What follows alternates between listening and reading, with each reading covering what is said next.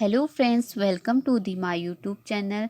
आज मैं आपको जो सीटेट का दिसंबर में एग्ज़ाम हुआ था उससे जो संबंधित क्वेश्चन है साइंस के उनको करवाऊंगी। अगर आपको ये वीडियो पसंद आती है तो प्लीज़ लाइक करें, शेयर करें और सब्सक्राइब करें मेरे चैनल को।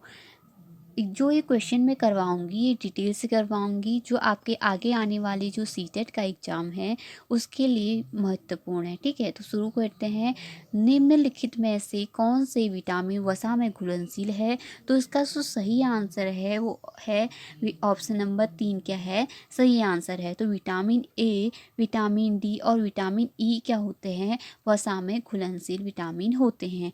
अगर हम विटामिन ए की बात करें तो विटामिन ए क्या होता है, इसमें दृष्टिहीनता होती है। दृष्टिहीनता मतलब क्या हुआ, इसमें कमज़ोर दृष्टि हो जाती है। इसमें क्या होता है, अंधेरे में कम दिखाई देता है। अगर आपसे पूछता है कि अगर क्वेश्चन इस प्रकार से आता है कि कोई व्यक्ति है उसे रात के अंधेरे में कम दिखाई देता है तो वो किसकी कमी, किस विटामिन की कमी से होता है? तो विटामिन ए की कमी से होता है। इससे आप रिलेटेड बहुत सारे क्वेश्चनों को सॉल्व कर सकते हैं। ठीक है, अगर विटामिन बी की बात करें तो विटामिन बी की कमी से बेरी बेरी रोग होता है। इसमें क्या हो जाता है, दुर्बल पेशियां हो जाती है। ठीक है, जो हमारे शरीर में पेशियां हो जाती है वो दुर्बल हो जाती है और काम करने में जो हमें होती है ऊर्जा की कमी क्या होती है, महसूस होती है, यानी कि ऊर्जा की कमी पाई जाती है बेरी बेरी रोग में। ठीक है, विटामिन बी की कमी से। अगर विटामिन सी की बात करें तो विटामिन सी में क्या होता है, स्कर्वी रोग होता है। इसमें क्या होता है, मसूड़ों से खून निकलने लगता है। और क्या होता है, अगर और क्या होता है विटामिन सी की कमी से, इसमें क्या होता है, घाव जो अगर हमारे कहीं पर लग जाती है तो उसको भरने में क्या लगता है, घाव भरने में अधिक समय लगता है। ठीक है, अगर हम विटामिन डी की बात करें तो विटामिन डी की कमी से रिकेट्स रोग होता है। ठीक है, इसमें क्या होता है कि हमारी जो हड्डियां होती है या अस्थियां बोल सकते हैं वो क्या हो जाती है, मुलायम हो जाती है। ठीक है, अब हम दूसरा क्वेश्चन करते हैं। क्वेश्चन है, निम्न में से कौन सा कथन पौधों में वाष्पोत्सर्जन के प्रकार की सही प्रकार से व्याख्या करता है? तो आपको बताना है कि कौन सा सही है।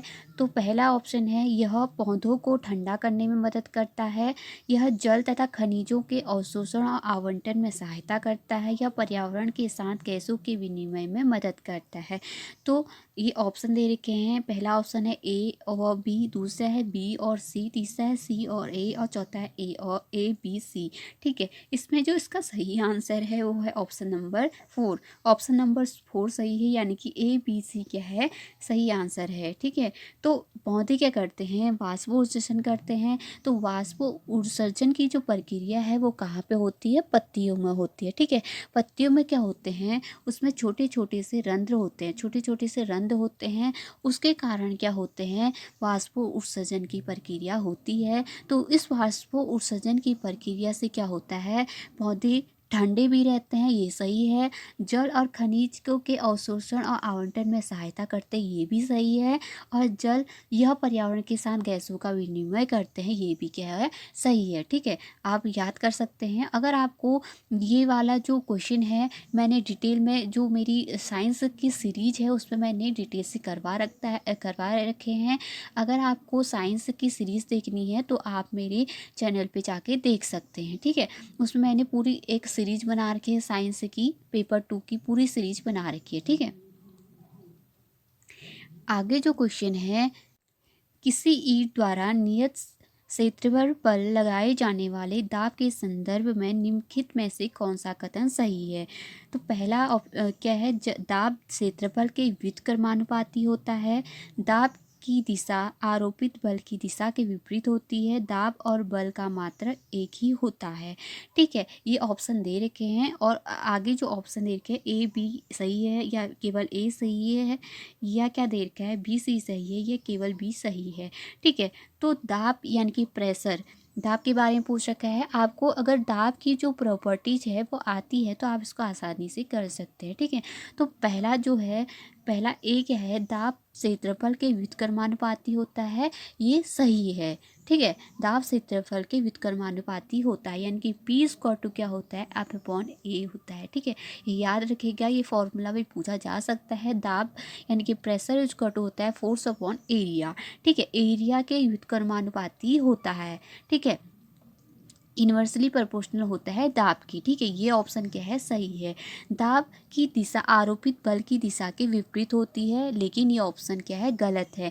दाब की दिशा क्या होती है, अगर हम किसी चीज़ पे दाब लगाते हैं तो उसकी जो दाब होता है वो चारों दिशाओं में लगता है, यानी कि एक बल की दिशा में पर्टिकुलर नहीं लगता है, चारों दिशाओं में क्या लगता है, दाब लगता है। ठीक है, अगर आप क्या करते हैं, गर्म पानी किसी बोतल में डालते हैं तो वो पानी की बोतल क्या होती है, बाहर को आने लगती है, यानी चारों जो बोतल है उसके चारों ओर क्या होता है, दाब लगता है। ठीक है, ये क्या है, दूसरा वाला गलत है। तीसरा वाला क्या है, दाब और बल का मात्रा एक ही होता है, तो दाब एवं बल का मात्रा एक नहीं होता है। ठीक है, तो दाब P equal to F upon A होता है, एफ अपॉन ए होता है। ठीक है, तो ये होता है, तो इसका और इसका मात्रक एक कैसे हो सकता है, एफ का मात्रक अलग है, एफ के मात्रक के साथ एरिया का मात्रक भी जुड़ जाता है, तो एक मात्रक नहीं होता है।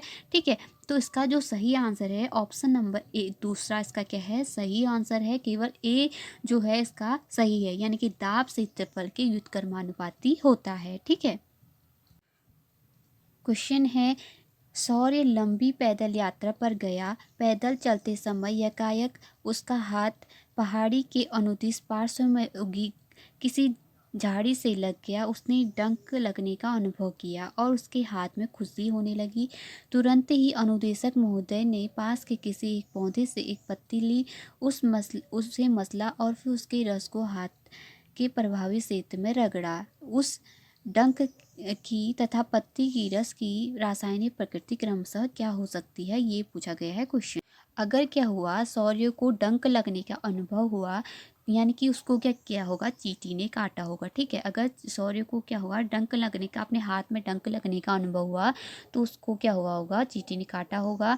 तो चींटी के अगर कभी क्या होता है, चींटी अगर काटती है तो वो क्या करती है, फॉर्मिक अम्ल क्या करती है, हमारे जो शरीर में डाल देती है। जहाँ पे वो डंक मारती है वहाँ पे क्या करती है, वो फॉर्मिक अम्ल डाल देती है, यानी कि वो जो अम्ल वो क्या होगा, अम्लीय होगा। यानी कि पहला जो होगा वो चींटी का डंक वो क्या होगा, अम्लीय प्रकार का होगा। अब अम्लीय है तो उसको हमको क्या करना, उदासीन करना है। उदासीन कैसे करेंगे, जब तक उसमें क्षार नहीं मिलाया जाएगा तब तक वो क्या होगा, क्षारीय उदासीन नहीं होगा। तो हमको उस दूसरे जो उसके टीचर ने किया, वो क्या किया, उसमें क्या उसने कुछ पौधे को मसला उस पर डाल दिया, यानी कि वो उसकी प्रकृति क्या होगी, क्षारीय होगी। यानी कि इसका जो ऑप्शन नंबर ए क्या है, सही है। पहला क्या होगा, अम्ल होगा, दूसरा क्या होगा, क्षारीय होगा। ठीक है, आगे क्वेश्चन है, व्हेल, शार्क, डॉल्फिन, मछली सभी जलीय जीव है। निम्न में से कौन सा कथन उसके श्वसन तंत्र का सही प्रकार से वर्णन करता है। ठीक है, मछली ये क्या है, जलीय जीव है। ठीक है, आपको पता होगा मछली क्या करती है, क्लोम से सांस लेती है। ठीक है, क्लोम से सांस लेती है मछली, ये तो सही है। लेकिन इसमें से कुछ ऐसे जीव होते हैं जो क्लोम से सांस नहीं लेते हैं। बहुत सारे जीव ऐसे होते हैं, जलीय जीव, जो क्लोम से सांस लेते हैं, ये बात भी सही है। लेकिन कुछ जीव ऐसे होते हैं जो क्या करते हैं, क्लोम से सांस नहीं लेते हैं। वो कौन से जीव है, वो है व्हेल और डॉल्फिन। क्या होते हैं, फुसफुस से सांस लेते हैं। ठीक है, किससे लेते हैं, फुसफुस से लेते हैं। तो ये पहला वाला तो ऑप्शन गया, क्योंकि सभी जीव क्या होते हैं, क्लोम से सांस नहीं लेते। सभी जीव जो दे रखे हैं, ठीक है, कि व्हेल और मछली क्लोम द्वारा सांस लेते हैं। तो व्हेल क्या होती है, फुसफुस से लेती है, जबकि मछली क्या होती है, क्लोम से सांस लेती है। शार्क और डॉल्फिन फुसफुस से सांस लेते हैं। तो शार्क क्या होती है, फुसफुस से सांस नहीं लेती है, शार्क क्लोम से सांस लेती है। ठीक है, तो ऑप्शन नंबर 4 क्या है, इसका सही है। ठीक है, आगे क्वेश्चन है, मानव उत्सर्जन तंत्र में अपशिष्ट के निष्कासन के लिए निम्न में से चरणों को सही क्रम का चुनाव कीजिए। इम्पोर्टेंट है, ये मैंने जो करा रखा है, ये अपनी साइंस सीरीज में पूरा डिटेल से करवा रखा है। अगर आप देखना चाहें तो मेरे प्लेलिस्ट पे जाके देख सकते हैं। ठीक है, तो उसका जो सही आंसर है, सही क्रम है, वो है ऑप्शन नंबर 3 क्या है, इसका सही आंसर है। क्या होता है, मानव में जो किडनी यानी कि वृक्क यानी कि गुदा में जब रक्त द्वारा जो छना हुआ जो अपशिष्ट पदार्थ है वो आता है, तो वो कहाँ जाता है, वृक्क में जाता है। वृक्क में जाने के बाद वो मूत्रवाहिनियों में जाता है। मूत्रवाहिनियों में जाने के बाद मूत्राशय में जाता है, और मूत्राशय में जाने के बाद मूत्र मार्ग से बाहर आ जाता है। ठीक है, मानव उत्सर्जन तंत्र का ये क्रम क्या है, सही है। ठीक है, आगे क्वेश्चन है, कॉलम ए के पदों का कॉलम सेकंड से मिलान कीजिए। तो हमको मिलान करना है कि किसका मिलान किससे सही है। तो कटिंग कटिंग क्या होता है, अगर हम किसी तने के भाग को काटते हैं, तो अगर हम उसको दूसरे भाग पे लगाते हैं, तो उससे क्या होता है, वो पौधा लग जाता है। ठीक है, तो ऐसे को क्या कहते हैं, कटिंग कहते हैं। तो इसका जो सही आंसर है ऑप्शन नंबर 2 क्या है, इसका सही आंसर है। यानी कि कटिंग किस में होगी, गुलाब में होगी, और में तो हो नहीं सकती। तो कटिंग क्या करते हैं, आपने देखा होगा घर में गुलाब का पौधा क्या होगा, अगर आप उसको छोटा सा उसका तना काटें, उसको कहीं पे लगाएं, तो वो क्या हो जाता है, लग जाता है। या उसको किसी दूसरे पौधे से जोड़ के लगाएं, कलम करके लगाएं, उसको क्या कहते हैं, कलम करना कहते हैं, तो लग जाता है। तो ये क्या है, कटिंग का जो मैच है सही, वो है क्या है, यहाँ पे गुलाब है। दूसरा है बीजांड निर्माण द्वारा। अब बीजांड निर्माण क्या हो, इसका मतलब क्या होता है, जब क्या होता है, बीजाणु क्या होता है, जब डबल रोटी में क्या होता है, अगर डबल रोटी की बात करें, तो उसमें जीवाणु क्या होते हैं, इसमें कवक उगाते हैं। ठीक है, कवक उगने के बाद वो क्या करते हैं, हवा में तैरते रहते हैं। तैरने के बाद क्या होता है, जब इसे उच्च आर्द्रता और ताप मिल जाती है, ठीक है, तो इसमें क्या होता है, ये क्या करते थे ये अ, कोई क्या करते हैं, वृद्धि करने लगते हैं। तैरने के बाद क्या करते रहते हैं, वृद्धि करने लगते हैं। ठीक है, तो इसका जो बीजांड निर्माण वाला जो सही है, फर्न में पाया जाता है। तो बीजांड निर्माण फर्न में पाया जाता है, और किस में पाया जाता है, मांस मांस में भी क्या पाया जाता है, क्या पाया जाता है, बीजांड निर्माण प्रक्रिया पाई जाती है। अगर हम विखंडन की बात करें, तो विखंडन की जो पाया जाता है, ये वो पाया जाता है स्पाइरी गोरा में। स्पाइरा गोरा में क्या पाया जाता है, विखंडन पाया जाता है। अगर मुकुलन की बात करें, तो मुकुलन पाया जाता है, मुकुलन किस में पाया जाता है, यीस्ट में पाया जाता है। मुकुलन यीस्ट में पाया जाता है। इसका ऑप्शन नंबर 2 क्या है, इसका सही आंसर है। ठीक है, क्वेश्चन है, किसी रासायनिक अभिक्रिया में निहित पदार्थों के निम्न पहलुओं को देखिए। तो उसमें हमने देखना है, और उसमें देखना है कि कौन से ऑप्शन सही है। पहला है सभी पदार्थों की भौतिक अवस्था, यानी कि हमको रासायनिक जो अभिक्रिया हैं उसके बारे में पहले हमको पता होना चाहिए, उससे हम इसको क्या कर सकते हैं, सॉल्व कर सकते हैं। तो सभी पदार्थों की भौतिक अवस्था, सभी पदार्थों अणु की संख्या, ठीक है, प्रत्येक पदार्थ के परमाणुओं की संख्या, सभी पदार्थों के सभी परमाणुओं के द्रव्यमान का मान। आपने देखा होगा जब रासायनिक अभिक्रिया होती है, तो उसमें क्या होता है, उसमें परमाणुओं की संख्या क्या होती है, समान होती है। और क्या होता है, इसमें परमाणुओं के द्रव्यमान का मान भी क्या होता है, समान होता है। ठीक है, तो जो इसका सी और डी क्या है, इसका राइट है, जबकि 2 ऑप्शन क्या है, इसके रॉन्ग है। ठीक है, यानी कि सी और डी क्या है, सही है। ऑप्शन नंबर 3 क्या है, इसका सही आंसर है। ठीक है, आगे क्वेश्चन है, जब कोई धातु अम्ल से अपक्रिया करती है, तब एक गैस उत्पन्न करती है। इस गैस के संदर्भ में निम्न में से कौन सा कथन सही है। तो यह पहला ऑप्शन है, यह चूने के पानी को दूधिया कर देती है। इसकी गंध तीखी होती है, यह पॉप की ध्वनि के साथ जलती है, यह अमोनिया के विलयन के साथ घना श्वेत धुआं देती है। तो इसका जो सही आंसर है ऑप्शन नंबर 3 क्या है, इसका सही आंसर है। आपको अगर कोई भी धातु देता है, और उसको किसके साथ अपक्रिया कराता है, अम्ल के साथ अपक्रिया कराता है, तो वो क्या करती है, हाइड्रोजन गैस देती है। क्या देती है, H2 गैस देती है। H2 गैस क्या करती है, देती है। अगर कोई जो धातु है वो अम्ल से अपक्रिया करके H2 गैस देती है, H2 गैस देने में क्या होता है, इसमें पॉप की आवाज़ निकलती है। तो इस हाइड्रोजन गैस के कारण ही पॉप की आवाज़ निकलती है। अगर आपको कोई धातु दे दे और बोला जाए कि इसकी अपक्रिया अम्ल से की जाती है, तो कौन सा गैस निकलता है, तो आप बता सकते हैं हाइड्रोजन गैस निकलती है, और पॉप की ध्वनि के साथ चलती है। ठीक है, क्वेश्चन है, एक व्यक्ति ने खाना पकाने के ईंधन के लिए एक्स खरीदा। ईंधन के रूप में एक्स का उपयोग करने के लिए निम्न में से कौन सा गुण होना चाहिए? सस्ता और निम्न ज्वलन ताप होना चाहिए। सस्ता ठीक है, सस्ता क्या हो, सस्ता होना चाहिए, ठीक है, लेकिन निम्न ज्वलन ताप नहीं होना चाहिए। दूसरा है उच्च कैलोरी मान और निम्न ज्वलन ताप होना चाहिए। जो निम्न ताप तो होना ही नहीं चाहिए, ये भी क्या है, गलत है। मध्यम कैलोरी मान और निराविषीय होना चाहिए, ठीक है, ये भी मध्यम कैलोरी मान और क्या होना चाहिए, निरावेशी होना चाहिए। तो ये क्या है, सही है, यानी कि मध्यम कैलोरी लेगी और निरावेशी होना चाहिए।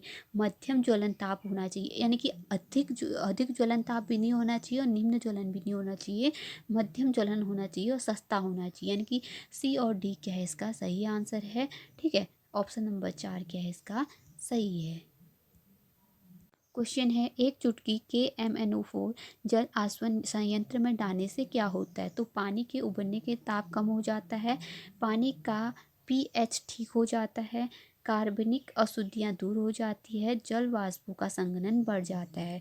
तो इसमें क्या होता है, अगर हम KMnO4 डालते हैं तो क्या होता है, कार्बनिक अशुद्धि क्या हो जाती है, दूर हो जाती है। ऑप्शन नंबर 3 क्या है इसका क्वेश्चन है, नीचे दिए कथनों को पढ़िए और सही विकल्प का चुनाव कीजिए। पहला कथन है क्या है, विद्युत परिपथ में स्विच विद्युत धारा का स्रोत होता है। ये गलत है, क्योंकि विद्युत धारा का स्रोत नहीं होता, ये सिर्फ क्या होता है, विद्युत धारा को रोकता है और उसको प्रवाहित होने देता है, लेकिन ये स्रोत नहीं होता है। ये क्या है, ऑप्शन गलत है। दूसरा ऑप्शन है, जब स्विच खुला होता है टर्मिनल के बीच वायु विच्छेद विद्युत प्रवाह को रोक देता है। ये भी क्या है, गलत है। जब खुला होता है तो टर्मिनल के बीच वायु विच्छेद विद्युत प्रवाह को रोकता है। कहाँ रोकता है, जब स्विच खुला होगा तो क्यों रोकेगा, ठीक है। तो ये क्या है, गलत है, ठीक है, यानी कि दोनों क्या है, गलत है, यानी कि ऑप्शन नंबर 4 क्या है इसका सही है, ठीक है। क्वेश्चन है, किसी हल्की और भारी वस्तु की गति ऊर्जा एक बराबर है, उसके वेग के संबंध में निम्न में से कौन सा कथन सत्य है? तो इसका जो ऑप्शन देखते हैं, पहला क्या है, भारी वस्तु का वेग हल्की वस्तु के वेग से अधिक होता है। दूसरा है, दोनों का वेग समान वेग होता है। भारी वस्तु का वेग हल्की वस्तु के वेग से कम होता है। वेग की तुलना नहीं की जा सकती। पहला क्या है, भारी वस्तु का वेग हल्की वस्तु की तुलना में अधिक, अरे ये भारी वस्तु है और ये हल्की वस्तु है, भारी वस्तु का वेग अधिक कैसे हो सकता है? तो भारी वस्तु का वेग अधिक नहीं हो सकता है, जबकि भारी वस्तु का वेग क्या होना चाहिए, कम होना चाहिए। हल्की वस्तु का वेग क्या होना चाहिए, अधिक होना चाहिए, ठीक है। तो ऑप्शन नंबर 3 क्या है इसका सही आंसर है, ठीक है। क्वेश्चन है, भूपर्पट्टी के भीतर का वह स्थान कौन सा है जहाँ भूकंप उत्पन्न होते हैं? पहला ऑप्शन है भूकंप का फोकस केंद्र बिंदु, दूसरा है भूकंप का अधिकेंद्र यानी कि केंद्र, दूसरा है पृथ्वी का भ्रंश मंडल, चौथा है भूकंप पृथ्वी का भूकंप मंडल। तो इसका जो सही आंसर है ऑप्शन नंबर 2 क्या है इसका सही आंसर है, ठीक है। ऑप्शन नंबर 2 सही है। भूकंप का अधिकेंद्र में क्या होते हैं, भूकंप क्या होते हैं, उत्पन्न होते हैं, ठीक है।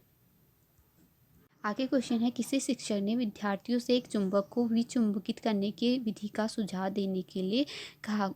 कुछ उत्तर है, तो इसमें से कौन से सही हमको ये ढूंढने हैं। पहला है, चुंबक को कई बार जमीन पर गिराओ। दूसरा है, चुंबक के 2 टुकड़े कर दो। तीसरा है, चुंबक को गर्म करो। चौथा है, चुंबक को जल में फेंको। पांचवा है, चुंबक को हथौड़े से पीटो। तो चुंबक को अगर हम क्या करते हैं, ऊंचाई से गिराते हैं, ठीक है, याद रखिएगा, अगर ये क्वेश्चन आगे भी आता है, अगर क्या करते हैं, चुंबक को हम ऊंचाई से गिराते हैं तो उसका चुंबकत्व क्या हो जाता है, खत्म हो जाता है, ठीक है। दूसरा है, यानी कि विचुंबकित हो जाता है, कहने का मतलब यही है। दूसरा है, चुंबक को गर्म करो, गर्म करने से भी विचुंबकित हो जाता है चुंबक। चौथा है, चुंबक को हथौड़े से पीटने से भी विचुंबकित हो जाता है, यानी कि ए, सी और ई क्या है इसका सही आंसर है, ए, सी और ऑप्शन नंबर 3 क्या है इसका सही आंसर है, ठीक है। क्वेश्चन है, नीचे दिया गया कौन सा कथन सत्य नहीं है? पहला है, लोटनिक घर्षण सर्पिक घर्षण से अधिक होता है। दूसरा है, सर्पिक घर्षण स्थैतिक घर्षण से कम होता है। चौथा है, तीसरा है, स्थैतिक घर्षण लोटनिक घर्षण से अधिक होता है। चौथा है, सर्पिक घर्षण लोटनिक घर्षण से अधिक होता है, ठीक है। ये ऑप्शन दे रखे हैं।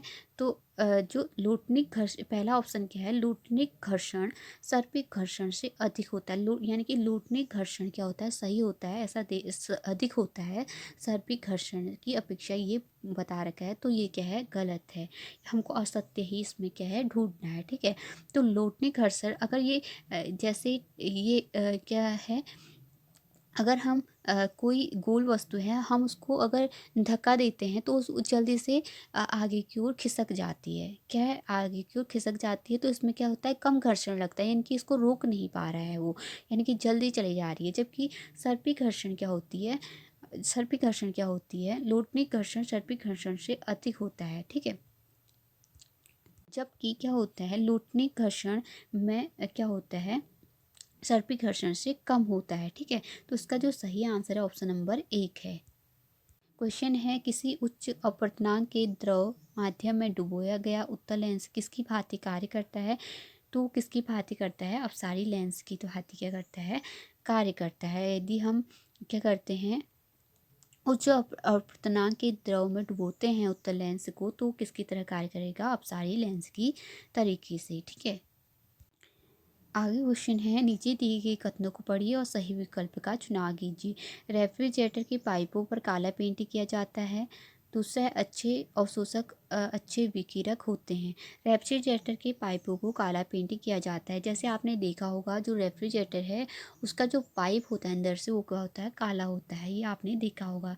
तो उससे क्या होता है, काला रंग क्या होता है, अच्छा अवशोषक होता है। ये भी क्या है, सही है, यानी कि दोनों कथन क्या है, सही है। यानी कि ए और आर दोनों सत्य है। ए आर की सही व्याख्या भी करता है, ये भी क्या है, सही व्याख्या करता है। इसलिए बनाए जाते हैं क्योंकि वो अच्छे विकिरक होते हैं। ठीक है, तो ऑप्शन नंबर 1 क्या है इसका, सही। अगर आपको ये वीडियो पसंद आती है तो प्लीज़ लाइक करें, शेयर करें और सब्सक्राइब करें मेरे चैनल को। Thank you so much.